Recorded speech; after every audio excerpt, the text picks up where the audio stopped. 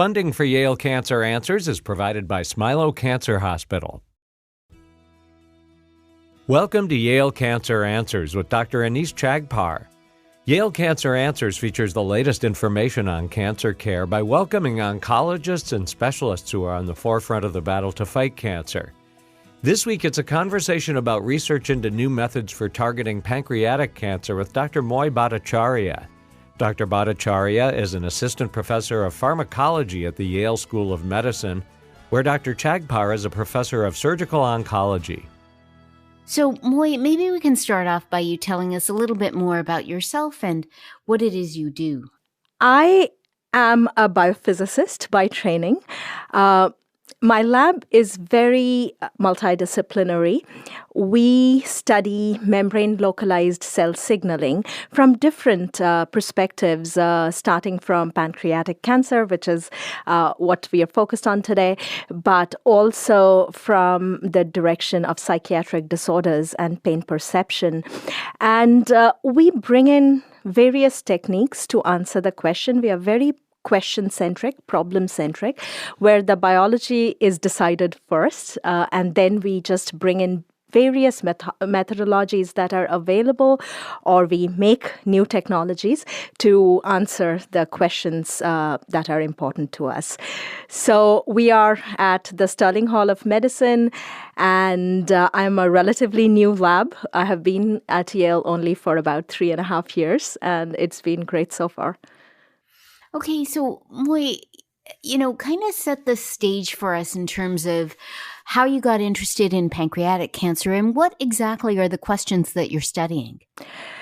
Right. So, when I was looking into, as I said, I'm a biophysicist by training, but we have a really interesting, we love approaching interesting biological problems, outstanding biological problems with our biophysical technologies.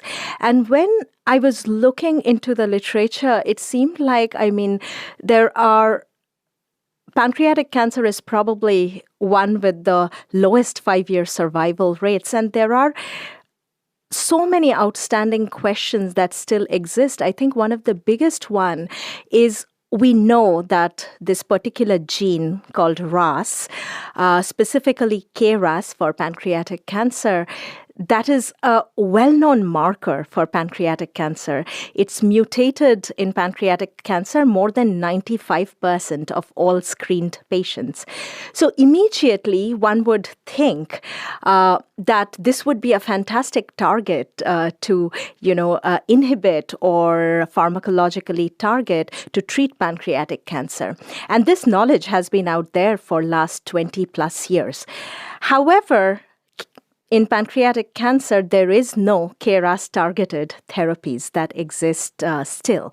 And the key reason for that is KRAS has been traditionally a very difficult to drug target. And we were really interested in this because here is a protein or a gene that is immediately correlated statistically with a particular form of cancer, pancreatic cancer. Why are we not targeting that protein? And then when we delved deeper into the literature, it became obvious to us that why it was not done. And we wanted to study this protein from a molecular standpoint to see if we can expose some new, pain points for the protein, some new Achilles heel in the protein that can be pharmacologically targeted. And that is what kind of motivated our looking into this particular protein with our newly developed biophysical techniques. So, it makes sense that if KRAS is mutated in the vast majority of pancreatic cancers, that it would be an obvious target. Tell us more about why exactly previous labs found it so difficult to come up with a RAS-targeted protein and what the techniques that you have are that made you feel more confident that you could approach this task that others failed at. Right. So I'll answer the first question, like why has it been so difficult first? RAS is a very small protein. it doesn't have a lot of pockets where drugs can bind. It's a very shallow protein, small shallow protein with not very many deep pockets, which are traditionally targeted by drugs. At the same time, RAS actually binds GTP, the nucleotide, and its affinity for GTP is also very tight. It is very difficult to make a GTP competitive inhibitor for RAS. I think as a function of that, because of these two main reasons, RAS has remained difficult to drug for long. Recently, over the last 5 years, there had been new drugs against RAS, which take the advantage of certain RAS mutants in cancer, which can be covalently bound to drugs, like the mutation at G12, the possession glycine 12, into a cysteine, where the cysteine could be used as a covalent kind of prong to bring in a drug and bind it, because there is no deep pockets to bind, otherwise bind drug in RAS.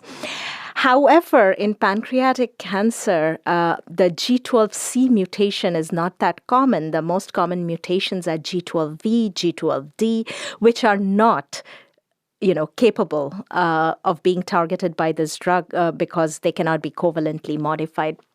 So there lies these open, area, a gap where, it can be used for certain cancers showing the G12C mutation, but what about pancreatic cancer where that mutation doesn't appear? And the ones that appear cannot be targeted by covalent drugs. So what we did, we asked a different question. We asked that, RAS doesn't have deep pockets, but can RAS actually form an oligomer or a dimer? And does that dimer actually have, or dimerization or formation, basically having multiple RAS subunits come together, does that have an impact on downstream signaling in physiological and oncogenic conditions? Because if that connection is established, then that oligomeric interface now becomes a target for pharmacological interventions. So with that kind of motivating factor as our guide, we ask the question that can we actually look at oligomeric status of RAS? But there lies a problem, because looking at membrane protein oligomeric organization has long remained a challenging problem in biophysics. It is a solved problem for soluble proteins, but with membrane proteins, it is challenging primarily because of three reasons. The first reason is it is difficult to distinguish oligomeric organization from subunits that are just hanging around spatially proximal on the membrane. So we don't know that are the two subunits of RAS coming together to form a dimer on the membrane, or the two subunits are just spatially proximal because of the technologies that were available to us till date. So my lab first developed a new technology a generalized technology to look at membrane protein oligomeric organization. And then we applied that technology after having validated it to RAS to ask the question that can this hallmark oncogene form dimers or higher order oligomers on membranes, and does oncogenic mutations alter this distribution? Because that will now expose an Achilles heel for RAS. And we did this for KRAS in the context of pancreatic cancer. And so, help me to understand, how exactly you take advantage of this dimerization or oligomerization. Does this happen in nature? Does this happen in cancers? Is this something that's inducible? How does that work exactly? Mm-hmm. That's a great question, actually. So what we realized is KRAS, in its wild type, in its native state, exists as a monomer-dimer equilibrium. However, upon introduction of well-known prominent oncogenic mutations, we saw that the population of dimers went up and the population of monomers went down.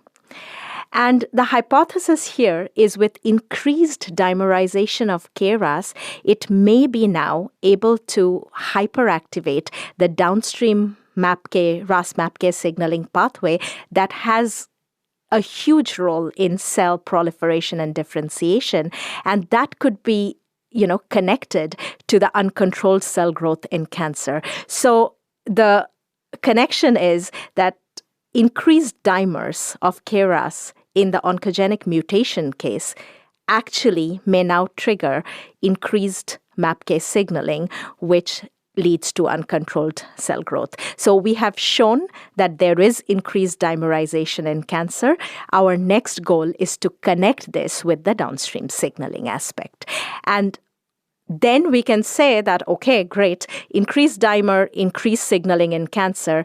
If we break the dimer by a small molecule or by a monobody, a nanobody, that will revert it back to its wild type or native status, and that may be able to stop the hyperactivated downstream signaling.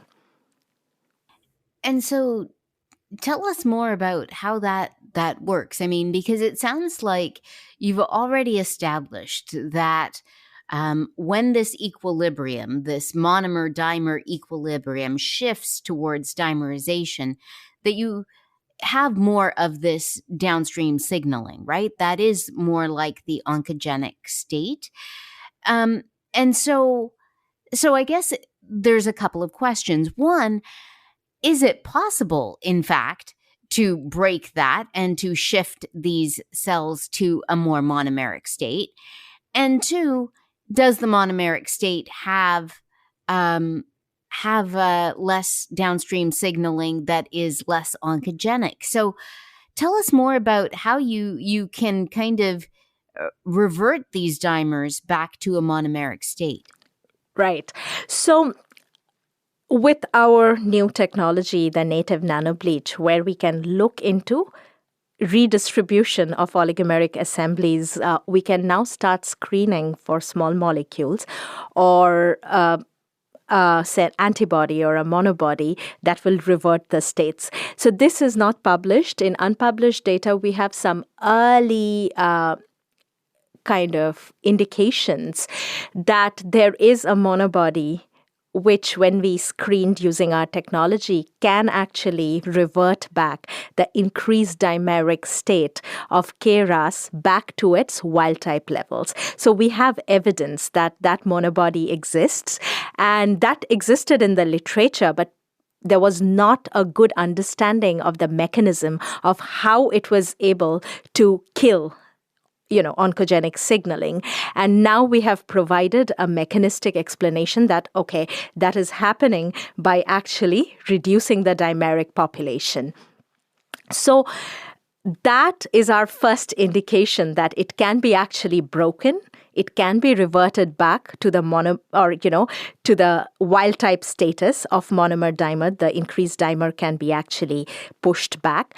And that is connected to decreased signaling. So that is a very exciting avenue that we are exploring in our next set of studies.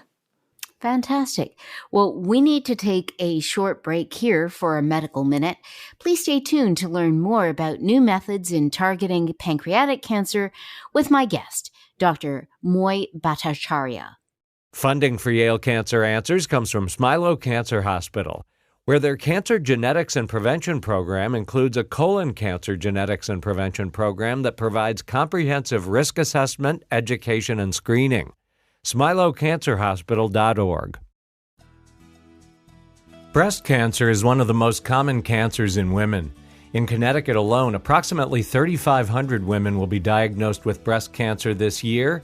But there is hope thanks to earlier detection, non-invasive treatments, and the development of novel therapies to fight breast cancer. Women should schedule a baseline mammogram beginning at age 40 or earlier if they have risk factors associated with the disease. With screening, early detection, and a healthy lifestyle, breast cancer can be defeated. Clinical trials are currently underway at federally designated comprehensive cancer centers, such as Yale Cancer Center and at Smilow Cancer Hospital, to make innovative new treatments available to patients. Digital breast tomosynthesis, or 3D mammography, is also transforming breast cancer screening by significantly reducing unnecessary procedures while picking up more cancers. More information is available at yalecancercenter.org. You're listening to Connecticut Public Radio. Welcome back to Yale Cancer Answers. This is Dr. Anees Chagpar, and I'm joined tonight by my guest, Dr. Moi Bhattacharyya. We're talking about new methods in targeting pancreatic cancer, and right before the break, Moi was telling us about some work that's been going on in her lab that looks at a new technology. Basically, the idea is that for most pancreatic cancers, there's a mutation in KRAS. And what she was able to discover was that these KRAS molecules sometimes dimerize. There's this balance between monomers and dimers. And when KRAS is in that dimeric state, that's when the oncogenic signaling happens. Well, it turns out that although we've known about KRAS for a long time, 2 decades or so, nobody's ever been really able to target it effectively. Well, now there's new technology that might end up pushing KRAS to be more in its monomeric state and have less of that oncogenic signaling. And potentially that can be really exciting. So, Moi, I want to pick up the discussion where we left it. So when you use this new technology, I think you called it nano-bleach, right? Native-nanoBleach. Native-nanoBleach. First of all, interesting name. I guess the first question is, how did you come up with that name? But the other question is, and maybe tied to this, can you talk a little bit about how exactly this is delivered and what the side effects are?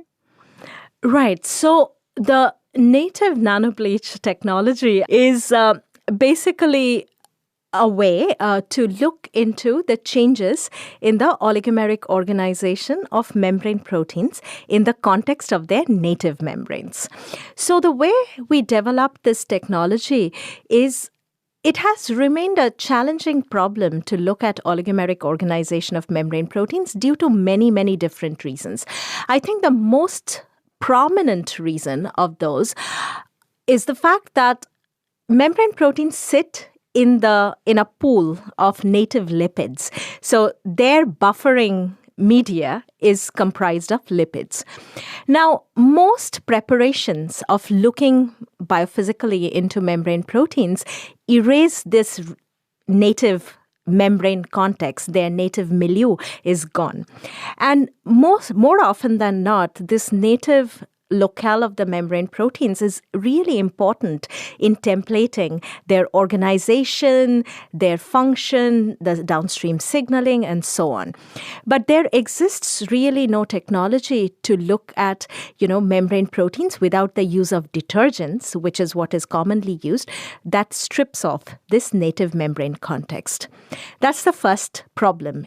The second problem is often when we are looking at membrane proteins, we are using light microscopy.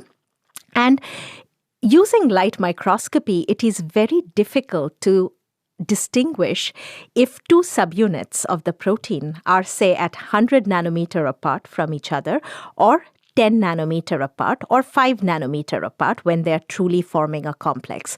And this is because something that is called the diffraction limit of light, which does not allow us to distinguish 2 or more particles as, individual ones when they're closer than 200 nanometer of each other.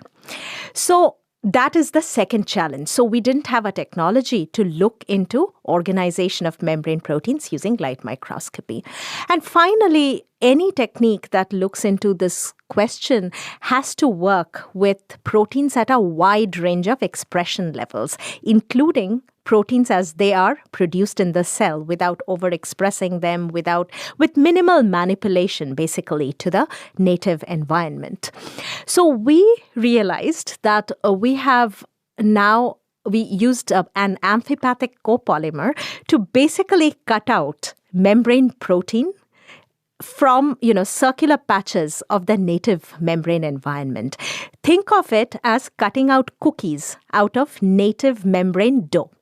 So you have the membrane, you're cutting out these cookies. Each cookie, which is about 10 nanometer in diameter, contains all the subunits of a membrane protein of interest. Then you count how many subunits are of the membrane protein of your interest is present in that 10 nanometer cookie. So now we have overcome the problem of the diffraction limit of light because we are imposing a lateral spatial resolution of 10 nanometer physically using our sample because we are counting the number of subunits within each native nanodisk, which is what we call these cookies. So that is the reason why we named our technology Native-nanoBleach, because it is native nanodisk photobleaching technology, where we are counting using photobleaching analysis the number of subunits of a protein that is within each nanodisk. Now, from this point on, we have now a generalized technique that actually can look into oligomeric organization of any membrane protein, not just KRAS, but any of your favorite membrane protein. And that is how we developed a new technology that made asking this question that does actually, KRAS form dimers or higher order oligomers and what happens upon oncogenic mutations even possible, because this question was intractable without the advent of this technology. And so this is great. I mean, it sounds really exciting that, you found a way to look at these membrane proteins and study them. You've found a way to get the dimers to separate into monomers. So, shifting that balance. And you've demonstrated, at least in early unpublished work, that there is in the monomeric state, which you're able to shift these molecules to, there's less of that downstream signaling. Mm-hmm. So then the question becomes, that's great in the lab. Mm-hmm. How do you get that into people? Right. And what are the side effects of this? Right. So, we are approaching this question from a molecular framework, perspective. And I think the next steps to moving towards more translational research with this would be to actually screen, now that we have established that dimers actually may be connected to the hyperactive signaling in RAS mutant cancers, and it can be, when that is reverted back, that hyperactive signaling is ameliorated. One can think of using this as a screening platform for, say, small molecules that will now break the RAS dimers, or other form of drugs like antibodies or nanobodies that will break this RAS dimer. So that will, I think, be the step one to identify new molecular components that's going to now break this dimer. Once we have identified that, then we go to step two. Are these molecular components that are capable of breaking the dimers actually work in the setup of animal models? And then, of course, move that on to trials and patients and so on and so forth. I think this is going to be one approach. The other approach is to go back and look into the literature and see that if there were other already existing monobodies or antibodies that were shown to reduce hyperactive signaling in RAS mutant cancer, and can we actually explain their function using the RAS dimerization, decrease in the cancer setup. So I think the first step would be discovery of these molecular components that can break the dimers and decrease signaling. And then the second component will be moving this along to the next steps, more translational steps.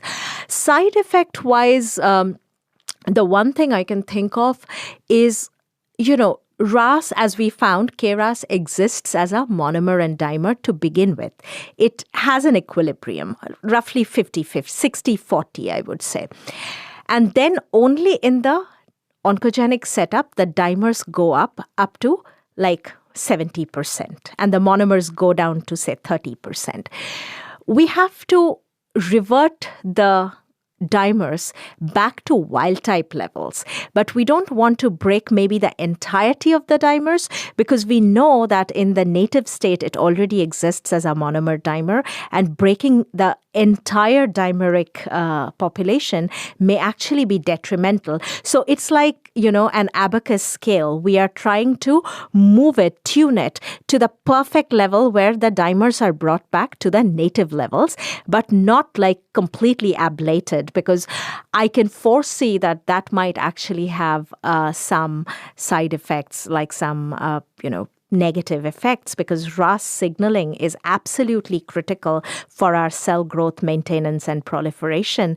And we have to just recalibrate things back to the native levels. Mm-hmm. So, it sounds like we are at the beginning stages of what might be a really exciting road. Can you talk a little bit about how this technology might be used in other cancers as well? I mean, RAS doesn't exist just in pancreatic cancer. Absolutely. That's a great question, because we are actually starting to study. So RAS actually comes in as like 4 different isoforms and splice variants. There's KRAS, 4A and 4B, which are splice variants, and then there is HRAS and NRAS. Now, it was shown very, very nicely over the last, a beautiful work over the last 3 decades, that each of the RAS isoform seems to have a prominent role in a given type of cancer or a given, set of cancers. For example, KRAS is really prominent in pancreatic cancer, lung cancer, whereas NRAS mutations really prominent in melanomas. So what is this, what is the connection between different RAS isoforms and their connection to a particular type of cancer? How are these isoforms different? And that's actually an important question, because if you look at sequence identity between the RAS isoforms, which is often what biologists look at to see if the 2 proteins are very similar, different, or if they're very different from each other, you will see that the RAS isoforms are remarkably identical to each other. They actually have about 90% sequence identity with each other. Despite being so, similar in sequence, they are actually playing out.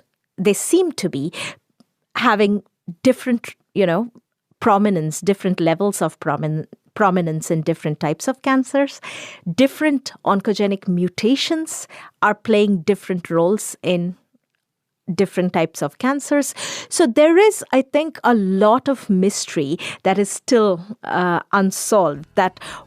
Where is all this fidelity coming from? How are these isoforms, which are apparently very similar, playing, very distinct roles in different types of cancers? So those are the kind of questions, like basic science questions, we are trying to, approach next with our studies. Dr. Moi Bhattacharyya is an assistant professor of pharmacology at the Yale School of Medicine. If you have questions, the address is canceranswers@yale.edu, and past editions of the program are available in audio and written form at yalecancercenter.org. We hope you'll join us next week to learn more about the fight against cancer here on Connecticut Public Radio. Funding for Yale Cancer Answers is provided by Smilow Cancer Hospital.